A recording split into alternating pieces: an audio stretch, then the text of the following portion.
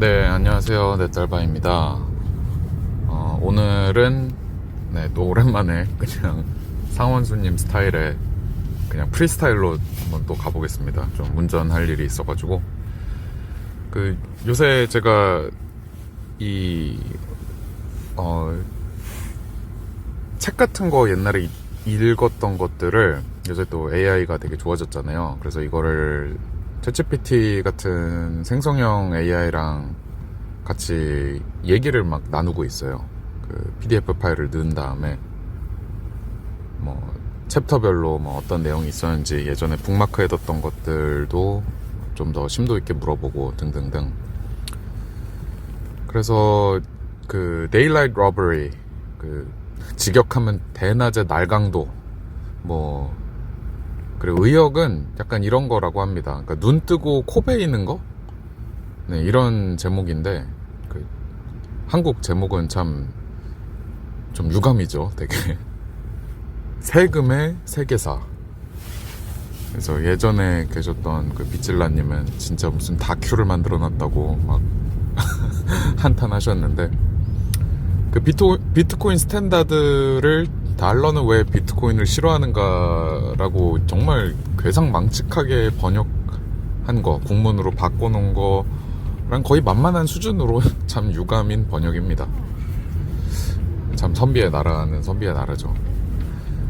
이 책을 왜 말씀드리려고 하면, 이 안에 이제 비트코이너 분들 중에서 이제 열심히 이 비트코인 자체만이 아니라 이 피아트 시스템과 어떤 케인즈 경제학, 그리고 오스트리아 경제학, 그리고 국가 부채와 인플레이션이 어떤 식으로 지금까지 이 전 세계적으로 그리고 역사적으로 개개인들의 자유를 좀 억압하고 부를 이렇게 국가로 이전시켰는지, 이거에 대해서 좀 이해가 어느 정도 있으신 분들이라면 정말 재밌게 읽을 수 있는 책입니다.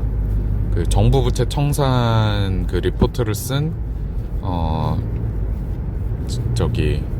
라이언 하트 교수도 인용이 되고, 소버린 인디비주얼, 이거 정말 비트코이너들 막 정말 대가리 깨는 그런 책이죠.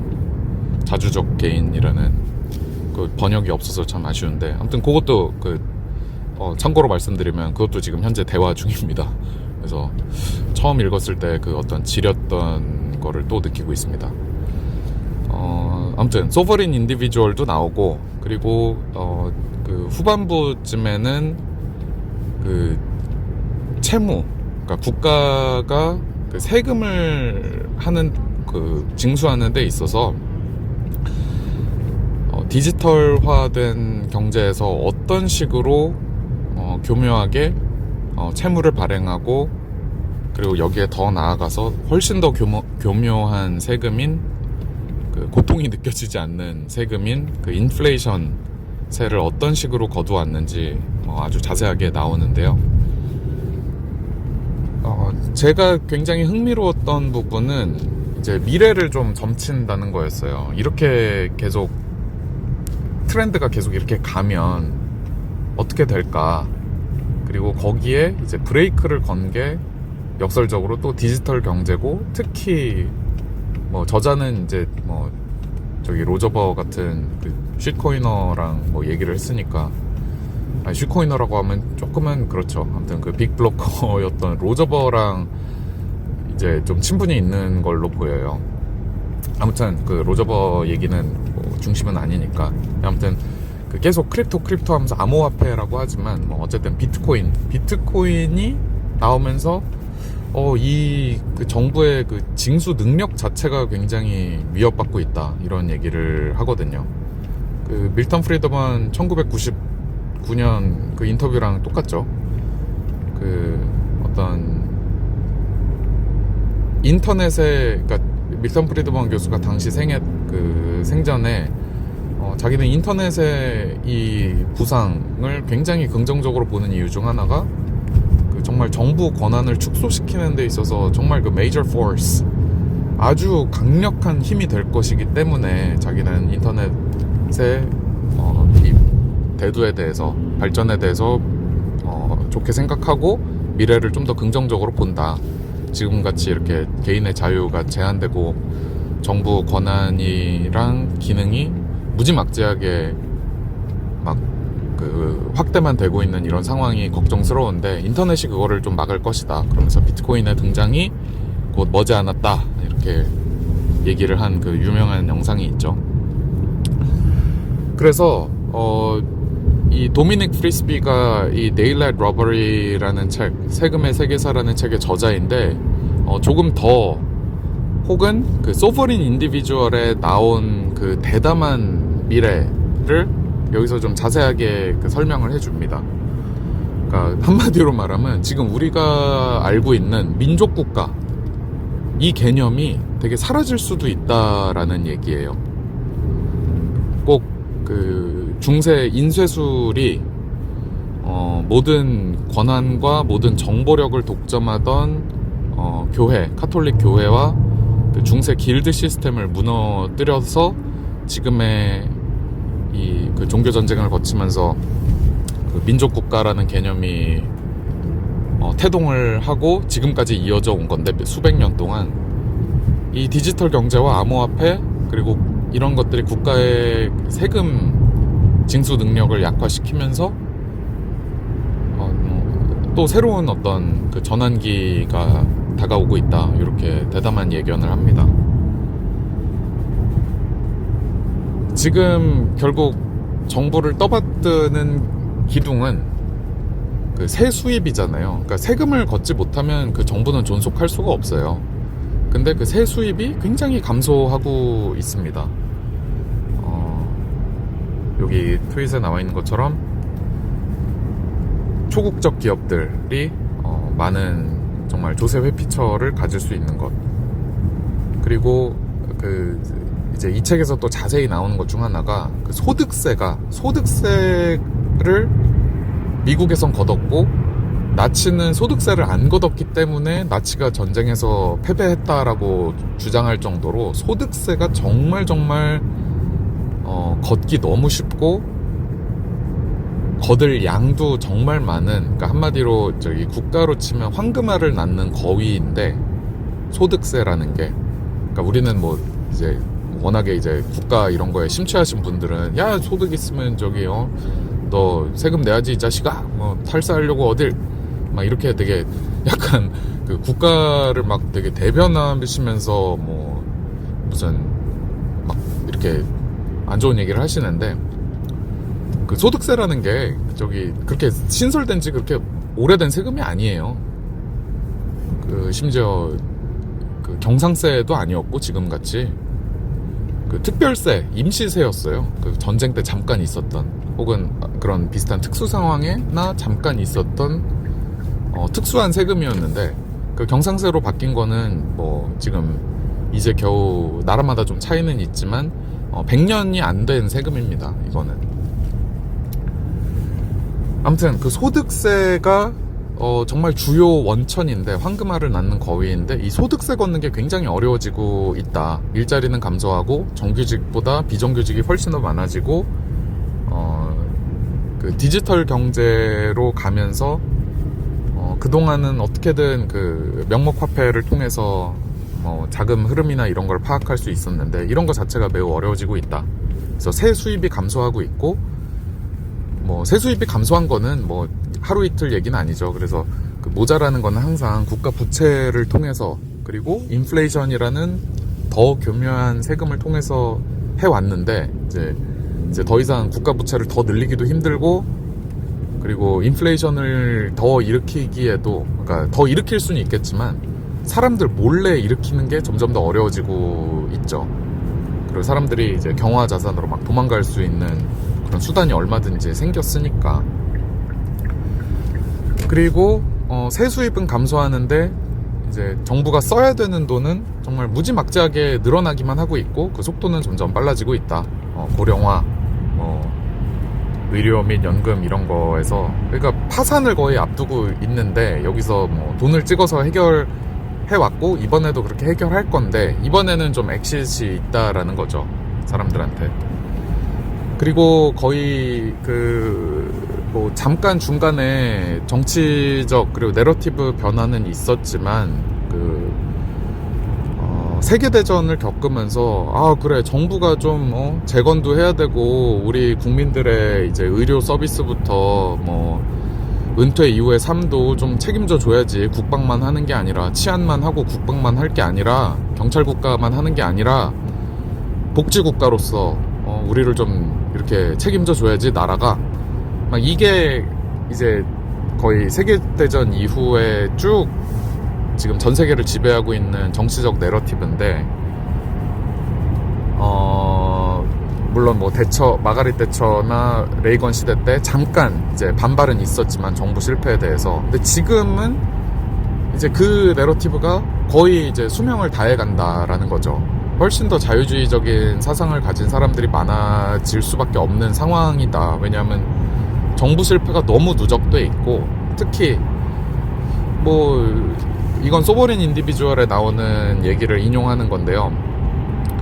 국민들이 자신의 자유를 일정 부분 포기하면서 정부한테 세금을 내는 이유는 그래 내가 내면 뭐 뭔가 되돌려 받을 수 있으니까 그에 상응하는 어떤 그 혜택을 내가 받으니까 라는 이 믿음, 그 유발 하라리의 사피엔스에서 얘기하는 그 신화가 있기 때문인데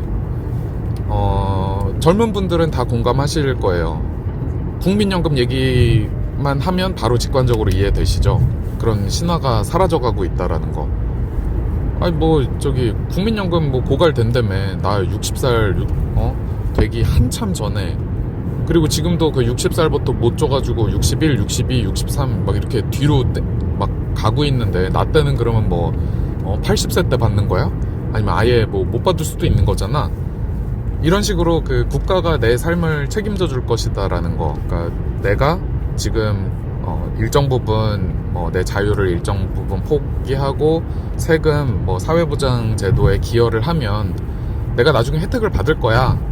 이거에 대해서 신화가 깨져가고 있죠. 그리고 제가 이거는 뭐 개인적인 에피소드인데 네덜란드에 살 때 진짜 국민연금하고 되게 비슷하다, 국민연금에 대한 신화가 깨지는 거랑 되게 비슷하다라는 그 직접적인 경험이 있었습니다. 뭐였냐면 그때 같이 공부하던 친구가 노트북을 넣어놓은 가방을 그 맥도날드에서 저랑 이제 밥을 먹다가 잠깐 자기 의자에 걸어놨는데 심지어 맞은편에 있던 저도 모르게, 쥐두새도 모르게 그 가방을 훔쳐갖고 달아난 거예요. 그래서 노트북을 잃어버렸거든요. 그래서 그 CCTV만 딱 보면 확인이 되잖아요. 근데 그때 정말 놀랐어요. 경찰들이 이제 신고해서 왔는데 완전 남의 일인 것처럼 막 대응하는 거예요. 또 뭐 이거 가지고 신고했냐, 막 진짜 이런 태도였어요.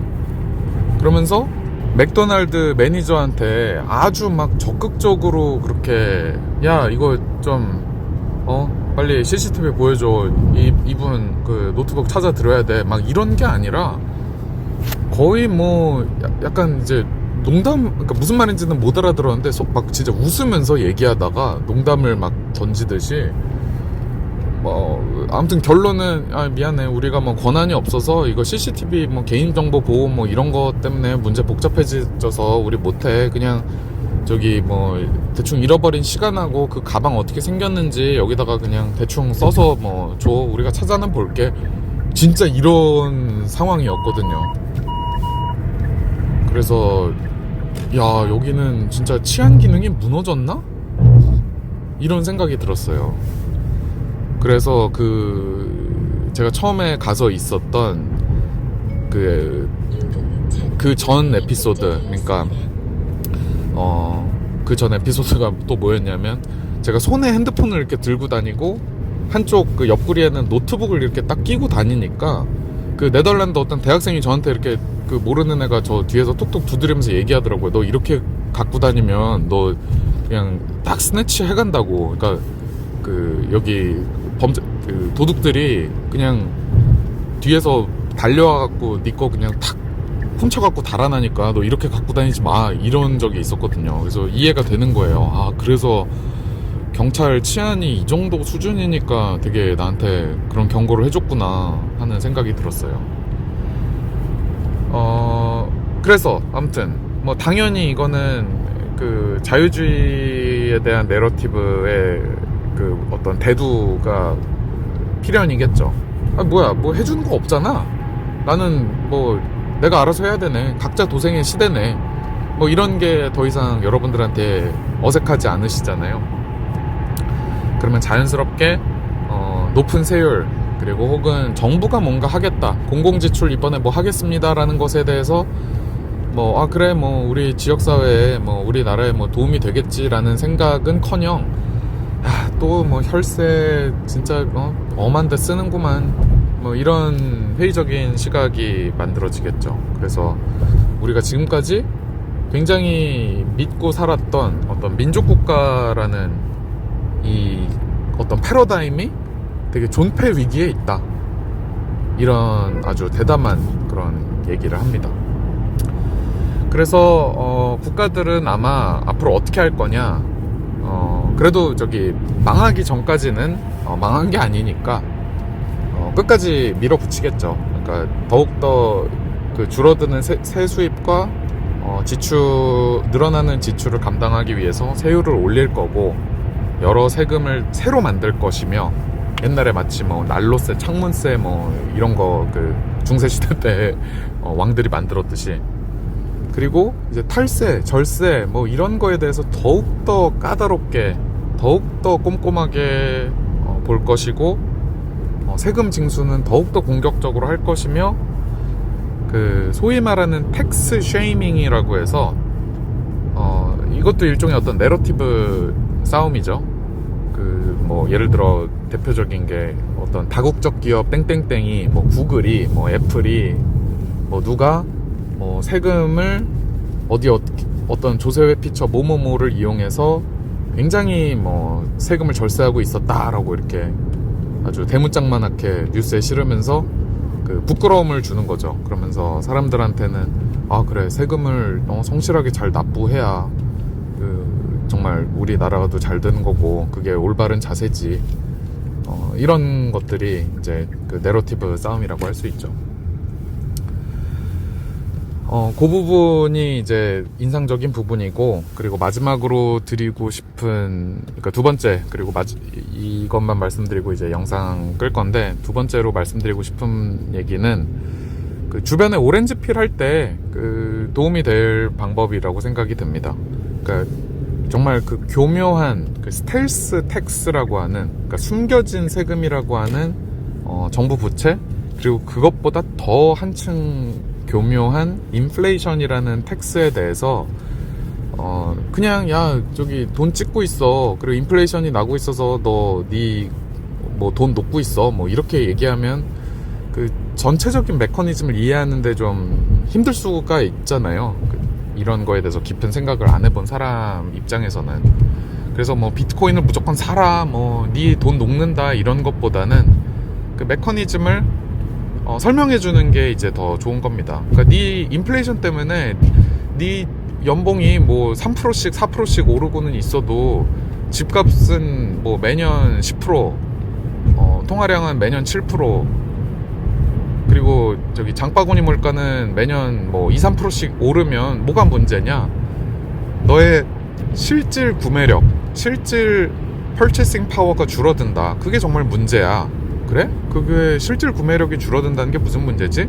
그 말은 뭐냐면 네 노동의 가치가 갉아먹히고 있는 거야. 한마디로 옛날에는 우리 부모님 세대 때는 한 명이, 가장 한 명이 일주일에 50시간만 일했어도 집도 사고 저기 식료품도 사고 차도 사고 기름도 넣고 가끔씩 여행도 다니고 할 수 있었는데, 이제는 네 실질 구매력, 즉 너의 실질 노동력의 가치가 갉아먹히고 있기 때문에 그걸 메꾸기 위해서 어떻게 해야 되냐? 더 많은 시간을 일해야 되는 거야. 그러니까 8시간만 일하는 게 아니라 막 더 많이 일해야 되고, 현금 파이프라인 따위니 뭐니 이런 거 막 만들려고 궁리해야 되고 부업해야 되고 맞벌이? 당연히 해야 되는 거고.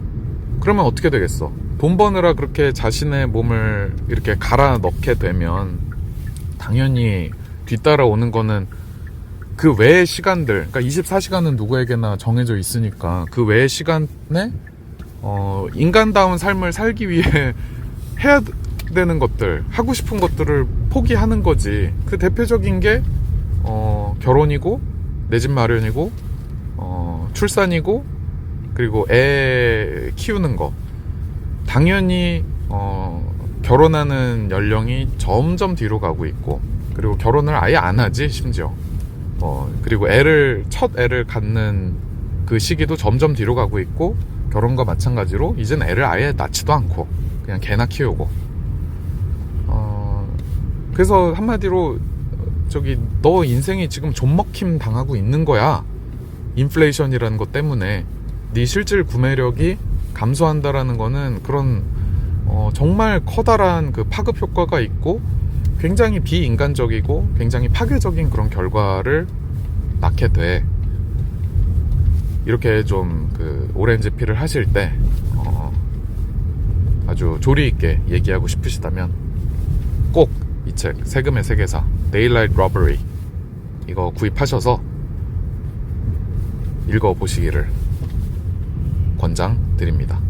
이거를 읽으면 그러네, 우리가 지금 당연히라고 생각하고 있던 조세라는 거, 이 세금이라는 게 얼마 안 된 거구나. 그러니까 피아 시스템하고 똑같아요. 피아 시스템이 예를 들면 제 부모님, 그러니까 그 근본이자로부터 떨어져 나간 71년도에 닉슨 쇼크 이후에 지금의 이 체제가 저희 부모님 연세만큼도 안 된, 그냥 어떻게 보면 인류 역사에서 되게 찰나의 순간일 거거든요. 어떻게 보면. 세금도 마찬가지다.